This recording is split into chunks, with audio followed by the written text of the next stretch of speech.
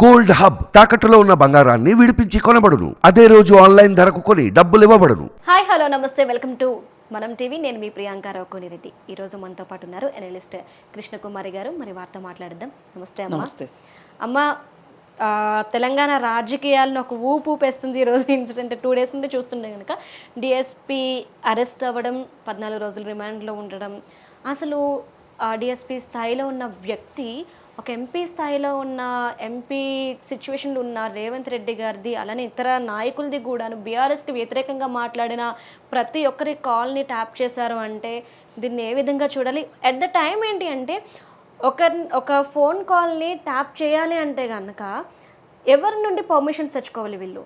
అసలు ఫోన్ ట్యాపింగ్కి పర్మిషన్లు ఉండవు. ఎప్పుడు ఉంటాయంటే వాళ్ళు దేశ భద్రతకి సంబంధించిన ఏవైనా కార్యకలాపాలులో ఉన్నారు అని అంటే రక్షణ శాఖ దగ్గర నుంచి పర్మిషన్ తీసుకొచ్చుకోవాలి.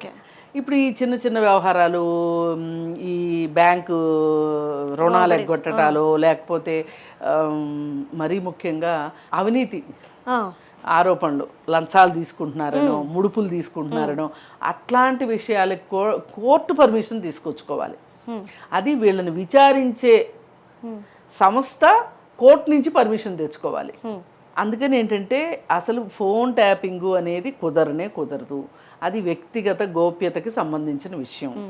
మీరు ట్యాపింగ్ చేశారు అంటే ఇప్పుడు ఈ పర్టికులర్ ఇష్యూలో Revanth Reddy versus Telangana state government ఈ విషయంలో చూసుకుంటే అసలు 2014 తర్వాత అతను ఎమ్మెల్యేగా గెలిచాడు 2014లో. అప్పుడు తెలుగుదేశం బాగానే ఉంది ఇక్కడ. తెలుగుదేశం బాగానే ఉన్న సందర్భంలో తెలుగుదేశాన్ని దెబ్బతీయటం కోసం టీఆర్ఎస్ ప్రభుత్వం, అప్పటి బీజేపీ ప్రభుత్వం యొక్క అండదండలతోటి, మొదటి నుంచి వాళ్ళు బీజేపీ అండదండలే ఉన్నాయి వాళ్ళకి, ఆ అండదండలతోటి తెలుగుదేశాన్ని చంపే ప్రోగ్రామ్ని తీసుకున్నారు. టీఆర్ఎస్ వాళ్ళు తీసుకుని ఫస్ట్ తెలుగుదేశాన్ని చంపారు.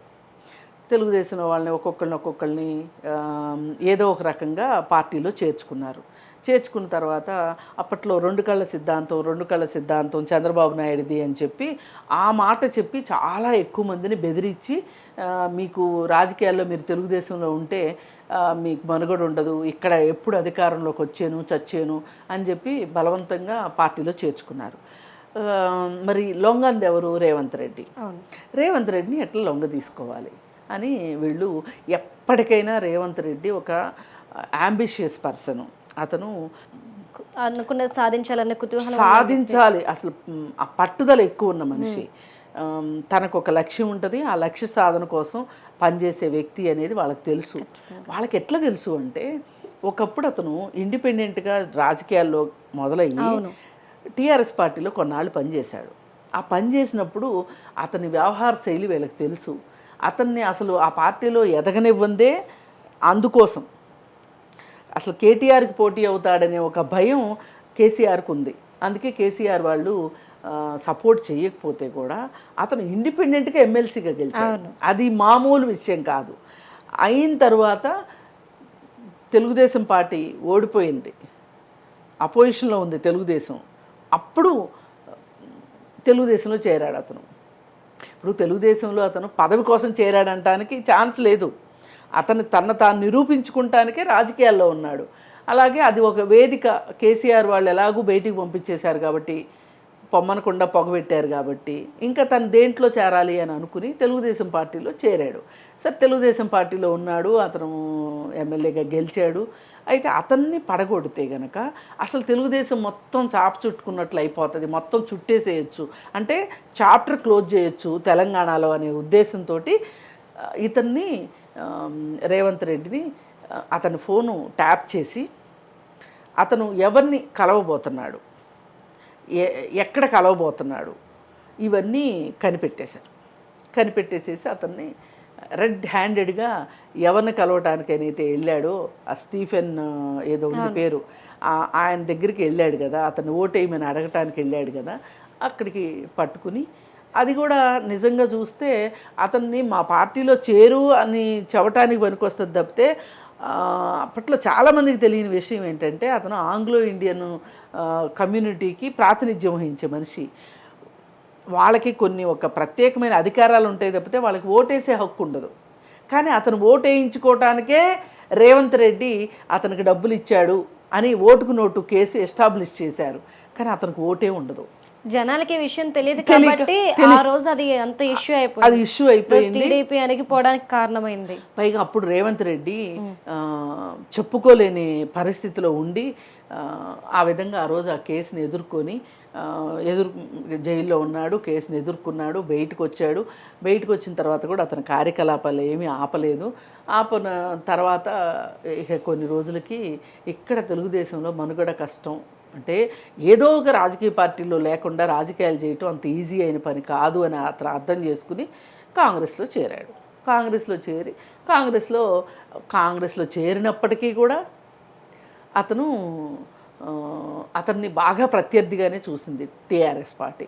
చూసి అతను ఎక్కడి నుంచి ఉంటే అక్కడ, ఎక్కడికి వెళ్తే అక్కడ అతన్ని ప్రతి కదలికని రికార్డ్ చేసి పెట్టుకున్నారు వాళ్ళు. ఎవరితో ఏం మాట్లాడుతున్నాడు, ఏం చేస్తున్నాడు, ఎలా ఉన్నాడు అన్నీ అసలు మొత్తం వాళ్ళ చేతిలో ఉంది. ఇదంతా జరగడానికి కారణం ఐజీ ప్రభాకర్ రావు. ఆయన పదవిలో రిటైర్ అయ్యాక కూడా ఆయన పదవిలో కొనసాగించాడు కేసీఆర్. ఎందుకంటే తన సామాజిక వర్గం కాబట్టి తను చెప్పిన మాట వింటాడు, అతనితోటి పని అవసరం కాబట్టి ఆ పని చేశాడు. అతన్ని పదవిలో కొనసాగించి అతను మరి ఒక్కడే చేయలేడు కదా. వాళ్ళ రిలేటివ్ ఒక అతను ప్రణీత్ రావు అనే అతను అప్పుడే డిపార్ట్మెంట్లో జాయిన్ అవుతుంటే తీసుకొచ్చి తన కింద పెట్టుకుని ప్రభాకర్ రావు గైడెన్స్లో ప్రణీత్ రావు ఈ పనులన్నీ చేశాడు. వీళ్ళందరికీ లీడరు కింగ్ మేకర్ ఎవరు అంటే కేసీఆర్ కూడా ఉండుండొచ్చు. కానీ కేసీఆర్ ఎందుకు రింగ్ లీడర్ అయ్యాడంటే ఇక్కడ ఐటీ శాఖ చూస్తున్నాడు కాబట్టి. ఇది ఐటీ శాఖ పరిధిలోకి వస్తుంది. అయితే ఇక్కడ ఇన్ఫర్మేషన్ టెక్నాలజీ మినిస్ట్రీ కదా ఇది, దాని కింద వస్తుంది అనమాట. అయితే ఈ ఐటీ దీని ప్రకారం ఐటీ యాక్టు చాలా స్ట్రాంగ్ యాక్టే. కానీ వాటర్ ఇప్పుడు మనకు చాలా పదునైన చట్టాలు ఉన్నాయి, వాడితే కదా ఆ పదును వల్ల ఉపయోగం వాటరు. అయితే ఇప్పుడు ఈ విషయానికి వస్తే అసలు వీళ్ళు ఏమి సాధిద్దామని చెప్పి ఈ ఫోన్ ట్యాపింగ్ చేశారు అనేది కనుక ఆలోచిస్తే మనం వాళ్ళ అంచనా కరెక్టే. ఎప్పటికైనా రేవంత్ రెడ్డి ఏకమేక అవుతాడు. మనకు రేపటి రోజున మన ఓటమికి అతనే కారణం అవుతాడు అని వాళ్ళు ఊహించారు. ముందే ఊహించి వాళ్ళు ఈ పనులన్నీ చేశారు. ఈ పనులు చేయటం వల్ల ఇతనికి రేవంత్ రెడ్డికి ఎంత నష్టమో, రేవంత్ రెడ్డి దగ్గర రేవంత్ రెడ్డి గురించిన ఇన్ఫర్మేషన్ తీసుకోవటం వల్ల, అలాగే డిపార్ట్మెంట్లో ప్రభాకర్ రావుని కంటిన్యూ చేయటం వల్ల ప్రమోషన్కి సిద్ధంగా ఉన్న వాళ్ళ పదవి రాకుండా అయిపోయింది. అంటే ఇక్కడ అధికార దుర్వినియోగం, అశ్రిత పక్షపాతం, చట్టాన్ని దుర్వినియోగం చేయటం, చట్ట ఉల్లంఘనలకు పాల్పడటం, సొంత ప్రయోజనాలకి వ్యవస్థల్ని వాడుకోవటం, ఇన్ని తప్పులు జరిగినాయి. మరి ఇన్ని తప్పులు జరిగినప్పుడు మరి ఊరికే ఎందుకు వదిలిపెడతారు? ఇది ఎప్పటి నుంచో రేవంత్ రెడ్డికి ఎవరి వల్ల ఇదంతా జరుగుతుంది అనే దాని పట్ల ఒక అంచనా ఉండి రాగానే ఒక్కొక్కటి చేసుకుంటూ ఓ పక్కన 6 గ్యారంటీలు అమలుపరచడం ఒక లక్ష్యం, పార్లమెంట్ ఎన్నికలకు సిద్ధం కావటం మరొక లక్ష్యం. ఇంకొక లక్ష్యం ఏంటి అంటే తనని వీళ్ళు వచ్చినప్పటి నుంచి ఏం మాట్లాడుతున్నారు, ఈ గవర్నమెంట్ 3 నెలలే, ఈ గవర్నమెంట్ 3 నెలలే పడిపోతుంది, మళ్ళీ మేమే అధికారంలోకి వస్తాం. మన కౌశిక్ రెడ్డి కూడా అదే మాట అన్నాడు కదా, పాడి కౌశిక్ రెడ్డి ఇదే మాట అన్నాడు కదా. అంటే గెలిచినప్పటి నుండి కూడా బీఆర్ఎస్ పార్టీ వాళ్ళు చేస్తున్న ఆరోపణలు, బీఆర్ఎస్ కావచ్చు బీజేపీ కావచ్చు, చేస్తున్న ఆరోపణలు ఇవి. ఎందుకంటే మనం అదర్ స్టేట్లో చూసుకుంటే బెంగళూరు సైడ్ అటు అదే జరిగింది. సో దాన్నే ఇక్కడ కూడా చేద్దాం అనుకున్నారు. వాళ్ళకి అలవాటు. పోయిన టర్మ్లో ఏం చేశారు, కర్ణాటకలో గెలిచిన వాడిని తీసి పక్కన పెట్టి వాళ్ళు అధికారం చేజిక్కించుకున్నారు. ఒకప్పుడు గోవాలో చేశారు, మొన్న మహారాష్ట్రలో చేశారు, ఇంకా మొన్న ఈ మధ్య కాలంలో హిమాచల్ ప్రదేశ్ త్రుటిలో తప్పిపోయింది. ఇట్లా రకరకాలు చేస్తూనే ఉన్నారు. వాళ్ళ పనే అది. అయితే మరి ఇట్లాంటి వాళ్ళ దగ్గర నుంచి కాపాడుకోవటం ఎట్లా అనే పని కూడా రేవంత్ రెడ్డిదే కదా. ఖచ్చితంగా తన బాధ్యత పదవిని అంతా ఆయన కాపాడుకోవాలి కదా. అంటే ఇప్పుడు అతనికి ఎన్ని అంటే ఆ పదవిని కాపాడుకోవడానికి ఏమేమి అడ్డంకులు అని చూస్తే ఈ ప్రణీత్ రావు మొదలు అడుగులాగా కనిపించాడు. అంటే ఇతని పైన చాలా మంది ఉన్నారు, కానీ ఎదురుగా కనిపించి ఎంక్వైరీ జరుగుతున్న కొద్దీ కూడా ఎన్నో నిజాలు బయటకు వస్తున్నాయి. ఆ డిస్క్లు చేంజ్ అయిపోయినాయి, కొత్త డిస్క్లు పెట్టారు అని చెప్పేసి ఒక ఆరోపణ వచ్చింది. ఆ రోజు అసలు ఎలక్షన్ రిజల్ట్ వచ్చిన రోజునే అతను ఆ ఆఫీస్కి వెళ్ళడము, సీసీ కెమెరాలు ఆపేయడము, ఆఫీస్లోకి వెళ్ళాక సీసీ కెమెరాలు ఆపటము, కొన్ని డిస్కులు ధ్వంసం చేయటము, అవన్నీ ఆధారాలు దొరికినాయి. మరి ఈ నేపథ్యంలో చూసుకుంటే ఆ రోజు ఓటుకి నోటు కేసులో రేవంత్ రెడ్డిని ఇరికిచ్చిన మాట వాస్తవమే, కానీ ఆ రోజు ఆ కేసులో స్ట్రాంగ్ గా టీఆర్ఎస్ పార్టీ నిలబడలేకపోయింది. ఎందుకు నిలబడలేకపోయింది అంటే ఈ కేసులో ఆ రోజు ఎందుకు నిలబడలేకపోయింది అంటే నీకెలా తెలుసు అసలు అంటారు కదా. నీకెలా తెలుసు అనే దానికి మేము ఫోన్ ట్యాపింగ్ వాడాము అంటే గనక కుదరదు. అందుకోసమని ఫోన్ ట్యాపింగ్ మాట అంటే మేము రహస్యంగా విన్నాము, ఎవరు చెప్పారు నీకు, ఎప్పుడు చెప్పారు, ఎలా చెప్పారు అనేవన్నీ వస్తాయి కదా. ఇట్లాంటి ఆరోపణలతోటే ఒకప్పుడు కర్ణాటకలో రామకృష్ణ హెగ్డే అని ఒక జనతా పార్టీ నాయకుడికి పదవి పోయింది. అంటే ఇక్కడ ఇది ఎలా ఉందంటే దెబ్బ తగలాలి, పాము చావాలి, కర్రెరగకూడదు. అక్కడ దెబ్బ అయితే రేవంత్ రెడ్డికి దెబ్బ తగిలింది, కానీ వీళ్ళు ఇరుక్కోలేదు. అలానే కేసు బలపడి వీళ్ళు పీకల మీదకి అనేది ఆ రోజు రాలేదు. చాలా జాగ్రత్తగా చేశారు, వాళ్ళు అనుకున్నది సాధించారు. అప్పుడు వాళ్ళకి అధికారం ఉంది కాబట్టి చేయగలిగారు. మరి ఈ రోజు వాళ్ళ అధికారం లేదు కదా, వాళ్ళకి అధికారం లేదు. అదే బీజేపీ తోటి వీళ్ళు రహస్య ఒప్పందాలతోటి పనిచేస్తున్నారు అనే విషయం కూడా ప్రజలకు తెలిసిపోబట్టే వీళ్ళకి అధికారం పోయింది అసలు కేసీఆర్ వాళ్ళకి. సరే, ఏది ఏమైనప్పటికీ ఇప్పుడు చూసుకుంటే గనక ఈ కేసులో ప్రణీత్ రావుని ఫస్ట్ పట్టుకున్నారు. ఒక చేప పడింది. చేప ఒకటే లేదు ఇక్కడ, చేపను మించిన పెద్ద చేప ఉంది. ఆ పెద్ద చేపను మించిన తిమింగలం ఉంది. తిమింగలాన్ని మించిన సొర చేపలు ఉన్నాయి.